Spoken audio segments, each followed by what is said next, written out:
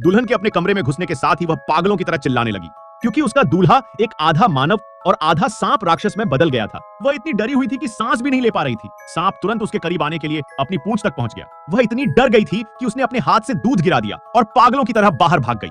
तब सास ने उसे दरवाजे के बाहर ही रोक लिया। महिला इतनी डरी हुई थी कि सास से उसे जाने देने की भीख मांगती रही। अपने बेटे के लिए दुल्हन को पाना इतना आसान नहीं था, इसलिए सास उसे कैसे जाने दे सकती थी। उसने जल्दी से अपने पति को मदद के लिए बुलाया। फिर बूढ़े जोड़े के सहयोग से महिला को फिर से सांप राक्षस के कमरे में धकेल दिया। कोई फर्क नहीं पड़ता कि वह कितनी रोई और भीख मांगी। जब वह कमरे में आई तब उसने पाया कि राक्षस पति कमरे में नहीं था, वह केवल कोने में बैठकर रोती रही। तब सांप राक्षस को उसके रोने की आवाज सुनाई दी। तब वह बदसूरत मानव सांप अपने बिल से बाहर निकलकर महिला के पास आया। वह उसे आराम करने के लिए बिस्तर पर ले जाने वाला था। तब महिला जाग गई और जोर से चिल्लाई। वह जल्दी से कमरे में छिप गई।